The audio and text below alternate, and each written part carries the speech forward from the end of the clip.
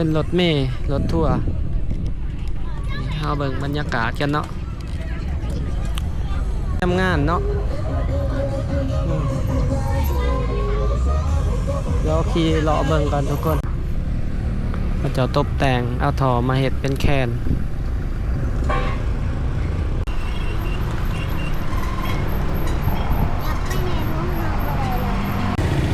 นี่เนาะทุกคนป้ายรถเมล์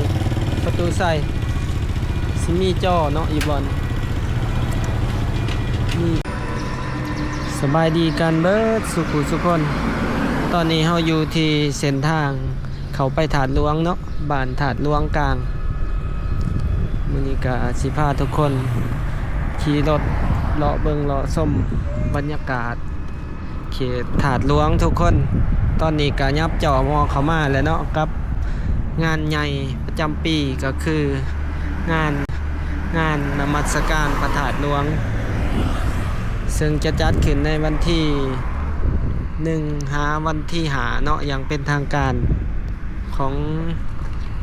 เดือนหน้าเนาะทุกคนมื้อนี้ก็วันที่26เนาะมื้อนี้โอ้พาทุกคนมาเบิ่งสภาพล่าสุดเนาะอยู่ในเขตถาดหลวงตอนนี้ก็มีการกาเกี่ยมหลายๆอย่างเลยเนาะเพื่อเกี่ยมใส่งานบุญถาดหลวงเพื่อปีนี้สิมีบุญใหญ่หลายงานเนาะเบิดบุญถาดหลวงก็สิเป็นงานกีฬาแห่งชาติเนาะที่นครหลวงเวียงจันทร์เป็นเจ้าภาพแล้วก็สิมีอีกงานหนึ่งเนาะก็คืองานเฉลิมฉลองวันศาสตร์2ธันวาเนาะแต่เฮายังสิบ่ทันเข้าไปถาดหลวงทุกคนสิพาทุกคนเลี้ยวซ้ายพาเบิ่งตามสายทาง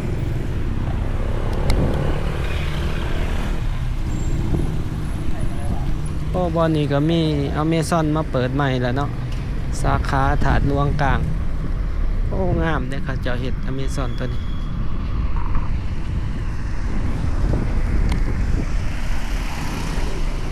นี่เต้นส่วนใหญ่สิเป็นขายข้าวหลามปิ้งไก่เนาะอยู่โซนนี้กับปุงเป่า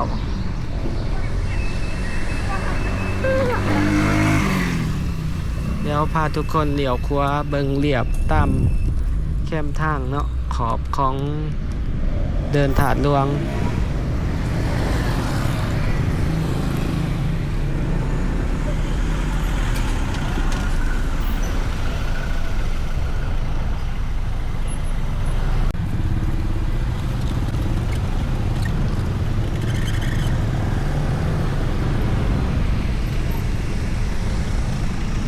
ยังอีกหามือเนาะทุกคนก็สิมีการเปิดงานอย่างเป็นทางการแล้วไปเบิ่งว่าอยู่ในถาดหลวงมียังแหน่แล้วตอนนี้ก็มีหลายอย่างที่เขามาเกี่ยมงานเขามาเปิดเนาะเดี๋ยวเขามาเบิ่งอยู่บนประตูนี่ส่วนใหญ่สิเป็นโซนเครื่องดื่มเนาะประจำปีแต่ละปีบรรยากาศก็ถือว่าเริ่มคึกคืนแล้วเดี๋ยวเขามาเบิ่งอ้อของดินเต็มละบอล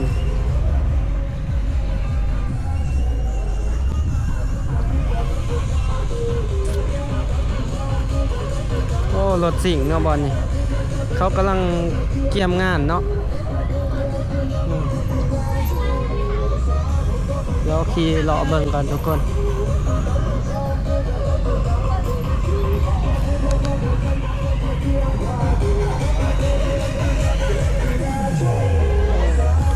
ทางนั้นรถสิ่งเต็มทีเลย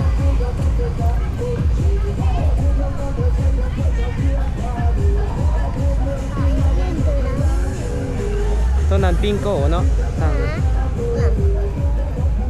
ปิงโก้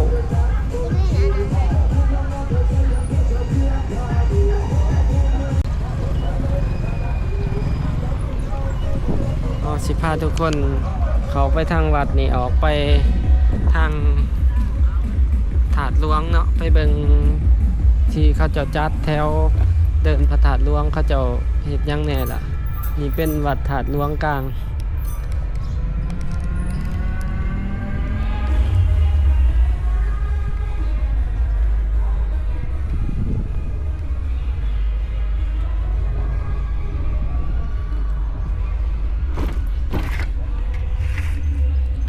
อยู่นี่ก็มีการเกี่ยมขายเครื่องละ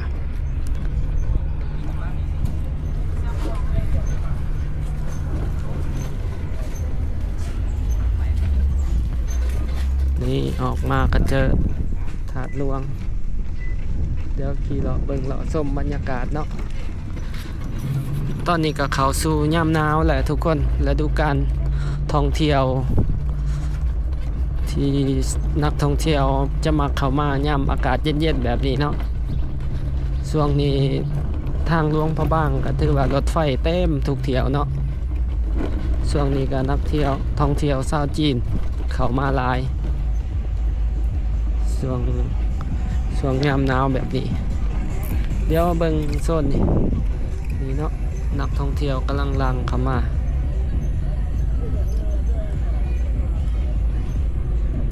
นักท่องเที่ยวชาวจีนเนาะสิมาเป็นรถทัวร์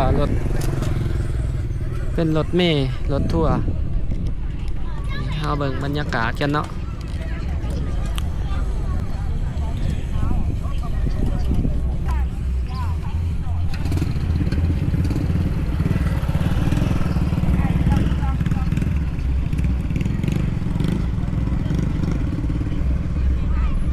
บรรยากาศคนร้ายอยู่เนาะอยากมาเบิ่งกันทุกคน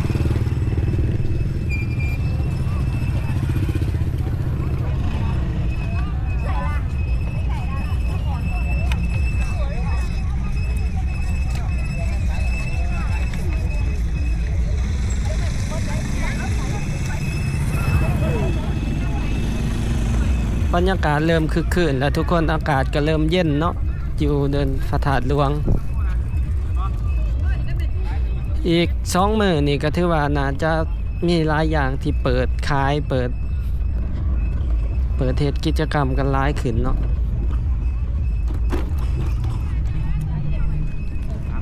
นี่เนาะเดินถาดหลวงเขาเจาะกระปูหินอัสพานใหม่เนาะปีนี้ก็ถือว่าสิคักกว่าปีกายเนาะหลายๆอย่างบ่ว่าเส้นทางหรือว่า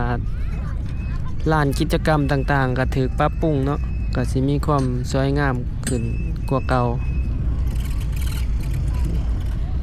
ผู้คนก็มาย่างออกกำลังกายกันหลายมื้อนี่ก็สิเป็นลานเขาเจ้าเฮ็ดเป็นหานขายเครื่องเนาะตอนนี้บ่ฮู้ว่าปีนี้สิมีร้านกิจการหยังแหน่ทุกคนถ้าติดตามเบิ่งนำกัน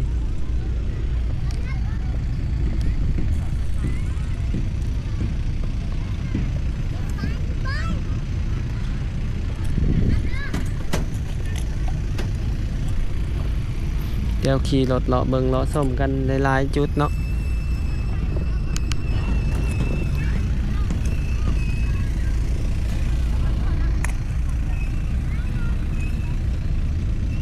โอ้เขาจะเริ่มมาขายเครื่องอยู่ตามขอบถนน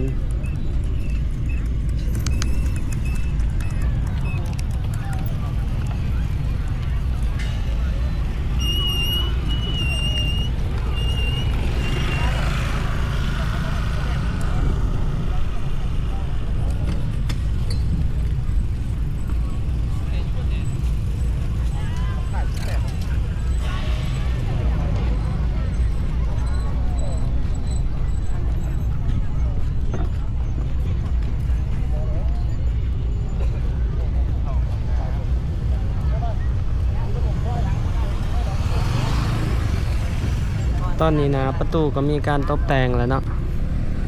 เขาจะตกแต่งเอาท่อมาเฮ็ดเป็นแคน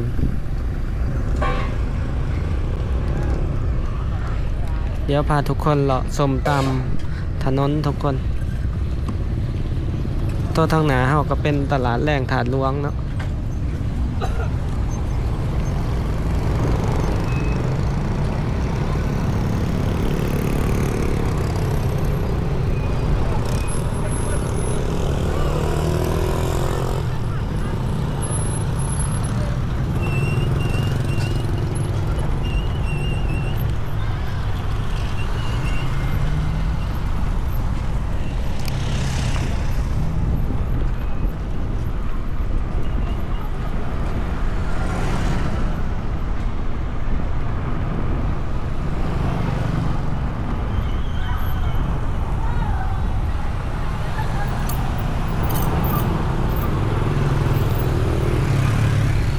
ทุกคนเฮาสิพาทุกคนขี่รถเลาะเบิ่งเลาะส้มขึ้นไปเทิงเบิ่งตามแคมทางเขาเจ้าขายข้าวหลามปิ้งไก่แล้วเนาะ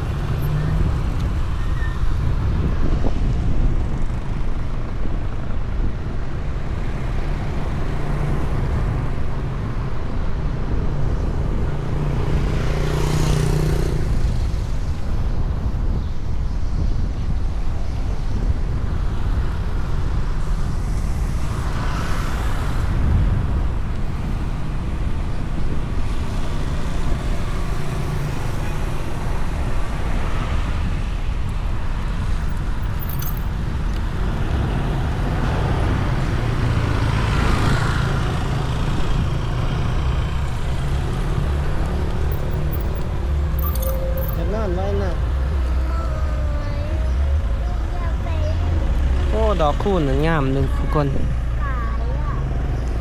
ดอกยังเขาจะปลูกอยู่ทางในเนาะกำลังเลี้ยงงามเลยสิลงไปทางประตูไส้เนาะบัดนี้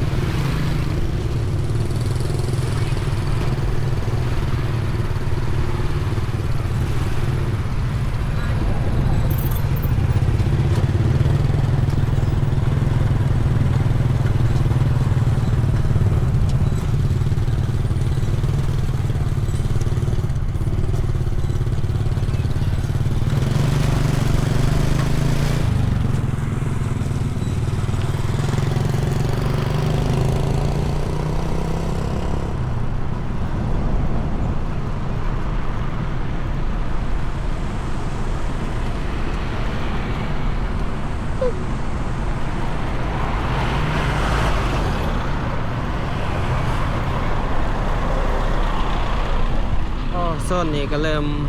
เฮ็ดบูธแล้วทุกคนเริ่มเฮ็ดบูธขายเครื่องแล้วเนาะขวามือเฮานี่ก็สิเลี้ยวขวาลงไปทาง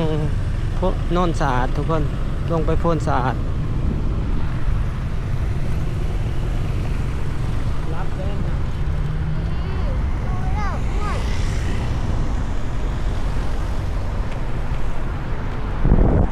อยู่โซนนี้เขาจะไปเฮ็ดหัวเนาะเอาหัวมาใส่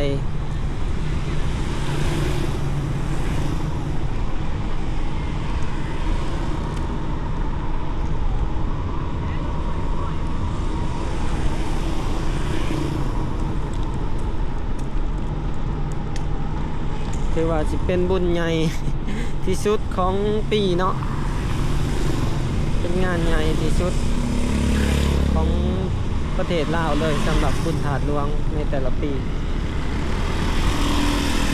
ตอนนี้ก็มีการตกแต่งประดับประดาใส่ไฟหลายบอลเนาะนี่แต่งานนะอยู่นครหลวงเวียงจันทร์ปีนี้ก็อยู่นี่ก็เริ่มเกี่ยมละว่าเป็นเวทียังบอลเดี๋ยวลงไปทางโพนสะอาดเนาะเป็นเดินเส้นทาง BRT กันนี่สำหรับบุญถาดหลวงก็สิมีรถเมล์แลนหับส่งฟรีเนาะสำหรับผู้ใดที่อยากมาบุญถาดหลวง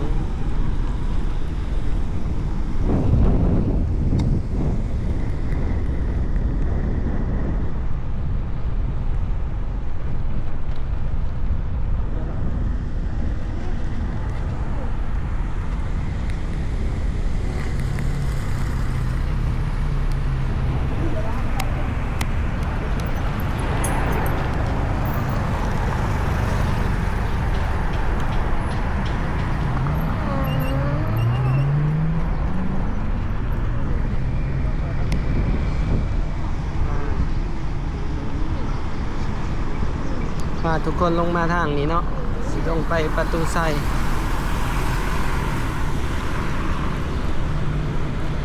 เส้นทาง BRT ตอนนี้ก็อยู่ในขั้นตอนของการแต้มเส้นแล้วก็ ติดตั้งไฟจราจรต่างๆเนาะยังบ่ทันแล้วแล้วก็ติดระบบความปลอดภัยต่างๆสถานีโพนสะอาด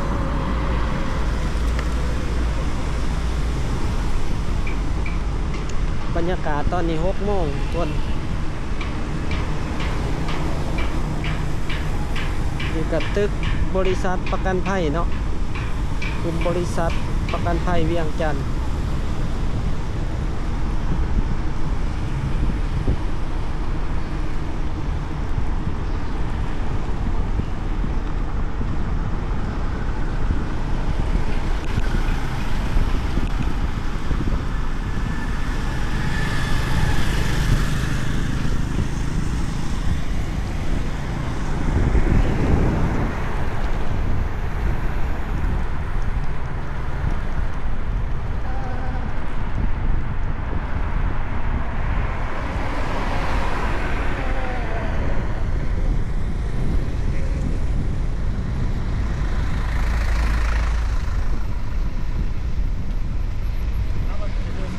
หลายอย่างกำลังก่อสร้างเปลี่ยนแปลงเนาะในเวียงจันทน์ตอนนี้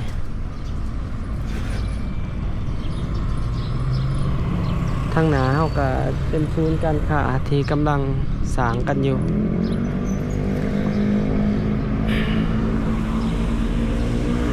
สิ้นเสียงวิศวกรรม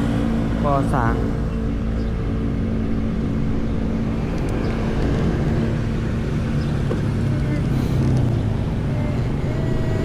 ยาวสิขี่ซื้อลงไปประตูไส้เนาะทุกคนเส้นทางนี่ก็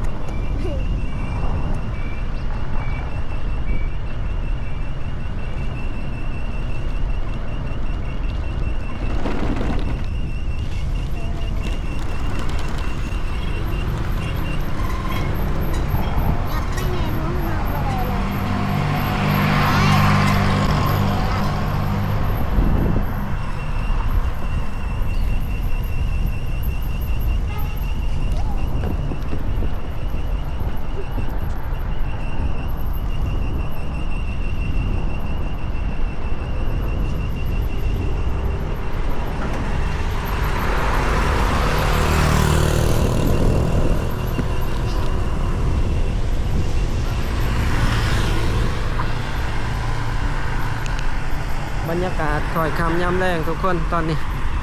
ทางลงไปประตูไส้เนาะเขตโพนสะอาด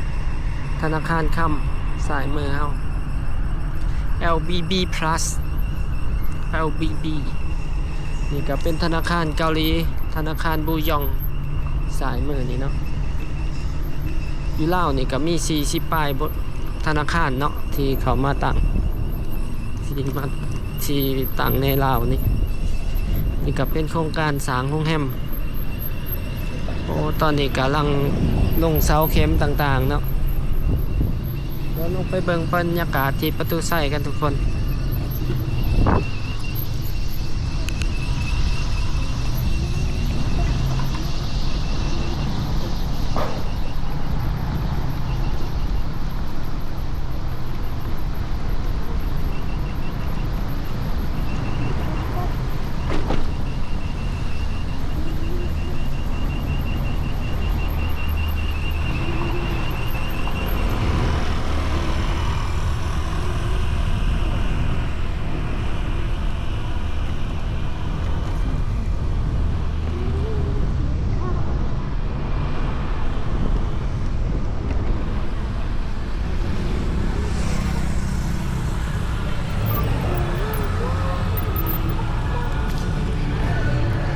คนร้ายเลย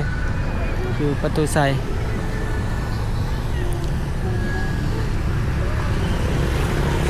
นักท่องเที่ยวชาวจีนร้ายกว่าหมู่ร้ายที่สุดมัน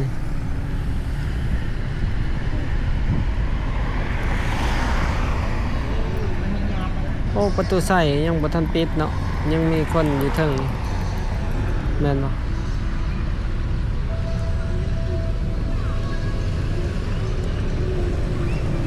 เดี๋ยวไปเบื้องกันทุกคน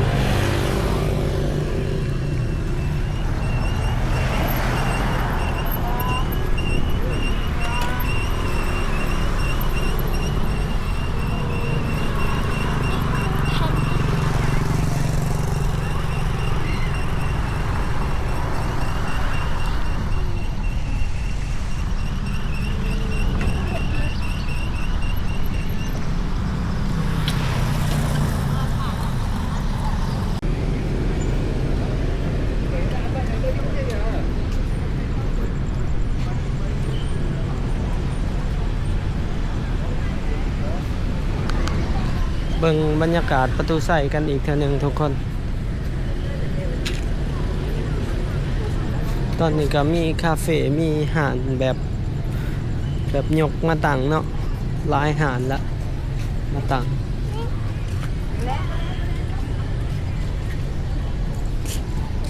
โอ้ห้านแบบนี้เป็นตาเห็ดเว้ยเห็ดบ่ยากปานใด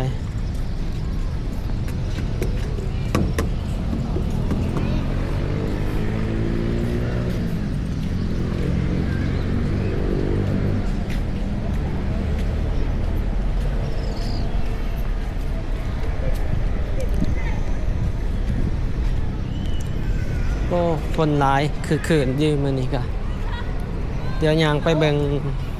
ป้ายรถเมล์ BRT อยู่หั่นเนาะต้องเข้าแล้วแหละนะ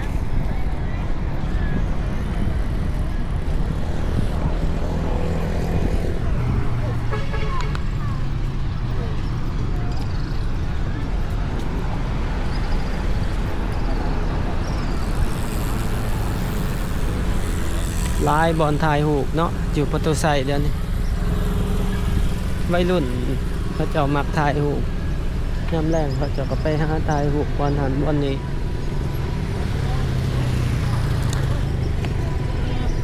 ใครอยากเห็นสาวเวียงจันทน์ก็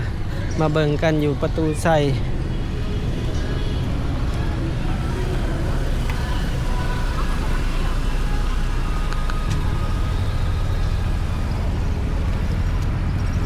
พาทุกคนย่างไปเบิ่งป้ายรถเมล์ BRT เนาะตอนนี้เขาเจ้าเฮ็ดเกือบแล้วสมบูรณ์แล้วอยู่จุดประตูใส่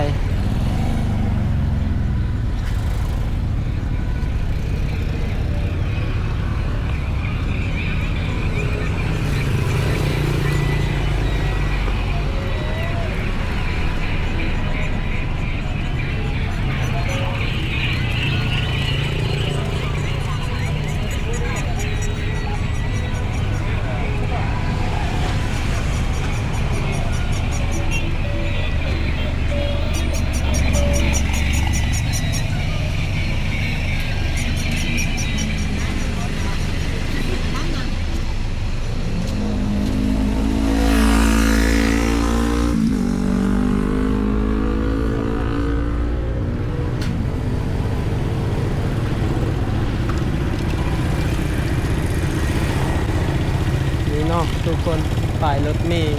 ประตูใส่สิมีจอเนาะอีบอน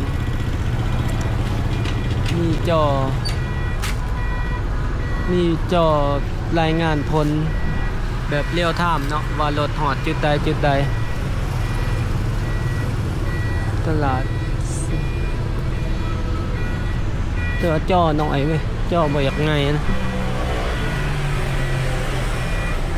ตัวนี้จุดคล้ายปีของคล้ายปีหน่อยๆไหม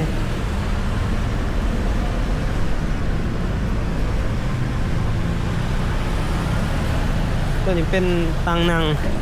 เป็นเล็กนะจุดนางถา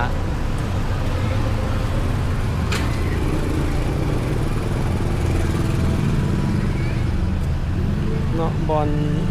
เทียบรถบอลรถเข้ามาก็เป็นผื่นอันนี้เป็นผื่น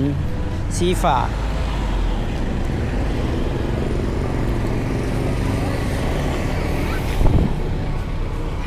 ตอนนี้ก็ใส่เป็นเส้นเหลืองเนาะสำหรับเส้นขอบทางสำหรับ BRT